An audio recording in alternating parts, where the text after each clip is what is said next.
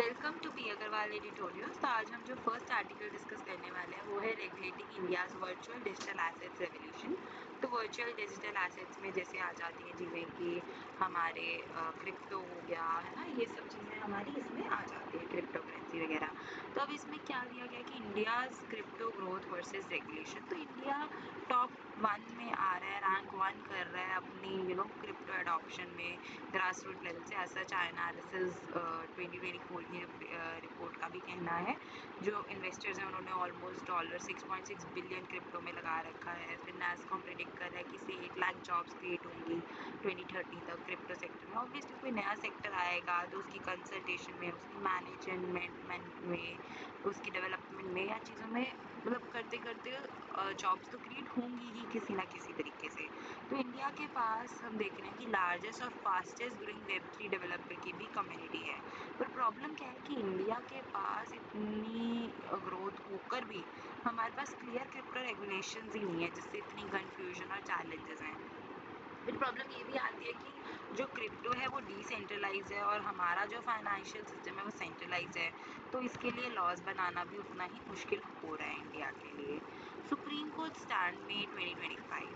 तो कोर्ट ने भी क्वेश्चन किया कि हमारे पास क्रिप्टो लॉज क्यों नहीं है। उन्होंने कहा कि ऐसे जैसे बिल्ली को देख कर कबूतर आंखें बंद कर लेते हैं, वैसे नहीं चलेगा। तो बैन करके हम ये नहीं कर सकते कि हम ग्राउंड रियलिटी से आंखें बंद कर लें।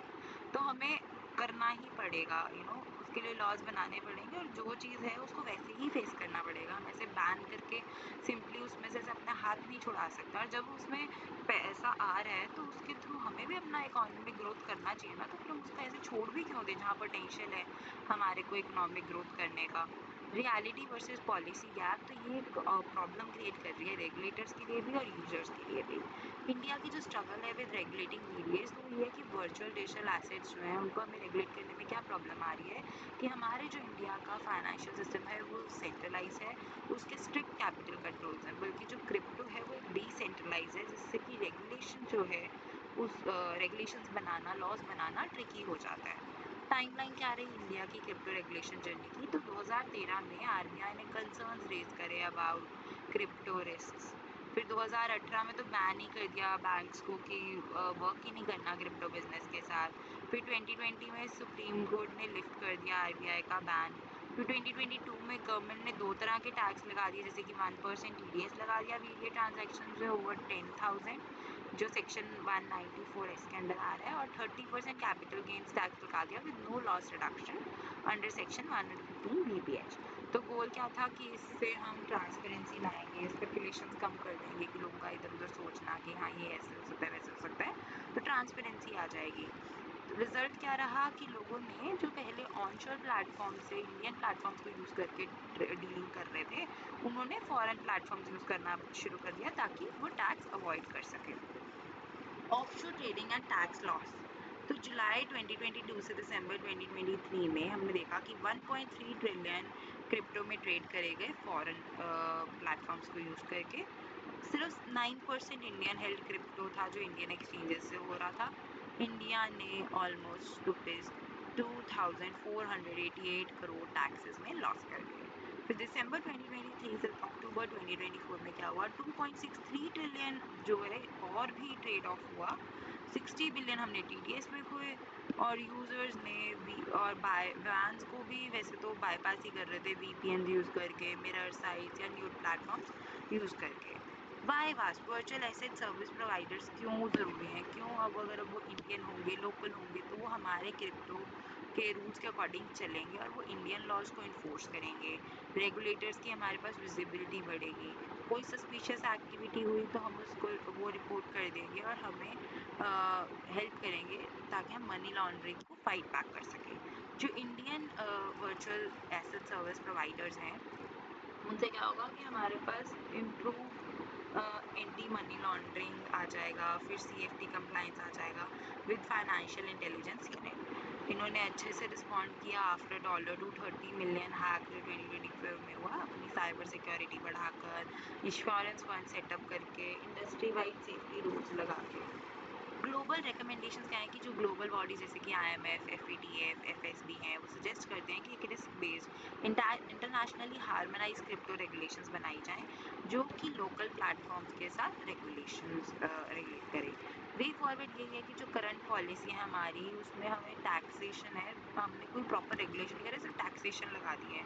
इंडिया को एक balance, clear, future ready law की ज़रूरत है ताकि प्रॉपर इनका यूज़ कर सकें Indian virtual asset service providers का जो गैप है क्रिप्टो रियलिटी और पॉलिसी में, वो ब्रिज हो सके। फाइनल मैसेज यही है कि प्रॉपर रेगुलेशंस के साथ इंडिया के जो रिस्क है कि हम अपना कंट्रोल अगर रेगुलेशन नहीं करेंगे तो रिस्क तो है ही कि हम अपना क्रिप्टो करेंसीज क्रिप्टो एक्टिविटी से कंट्रोल खो देंगे, जबकि वहाँ पर एक इकोनॉमिक ग्रोथ और ग्लोबल लीडर बनने का हमारे पास ऑप्शन था डिजिटल एसेट्स रेवोल्यूशन में। अपना टैक्स तो खोएंगे ही खोएंगे, इनोवेशन भी सारी हम ऑफशोर भेज देंगे और अपनी यूज़र सेफ्टी भी नहीं ला पाएंगे।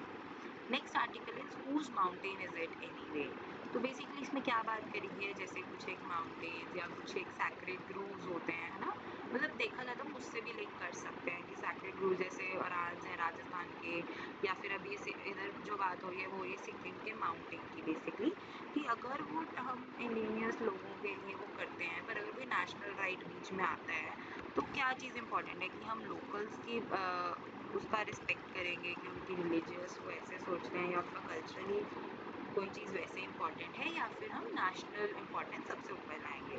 तो बैकग्राउंड क्या रहा इस इंसिडेंट का कि 18 मई को 5 लोगों ने from national institute of mountaineering and adventure sports ने उन्होंने माउंटेन कंचनजंगा को नेपाल साइड से चढ़ाई करी और वहाँ पे पहुँचे, वो हाईएस्ट पीक पे। इससे सिक्किम की गवर्नमेंट और लोग दोनों ही अपसेट हो गए, क्योंकि इंडियन साइड से इस पे चढ़ना वो अलाउड ही नहीं था, उसको बैन करा गया था सिक्किम गवर्नमेंट से, और जो माउंटेन है उसको सैक्रेड माना जाता था उनके द्वारा, तो वो इस पे चढ़ना किसी को अलाउ नहीं करते थे। और अगर अब लोग नेपाल की साइड से चढ़े हैं तो उनको मतलब इस चीज़ से हर्ट भी हुआ और उन्हें नहीं अच्छा लगा।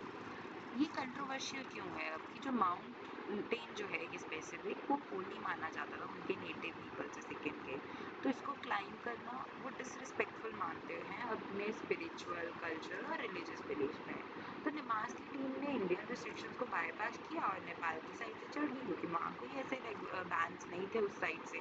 तो उससे एक डिबेट छिड़ गई है कि क्या इंडिजिनियस राइट्स ज़्यादा इंपॉर्टेंट है या नेशनल और मिलिट्री गोल्स ज़्यादा इंपॉर्टेंट है।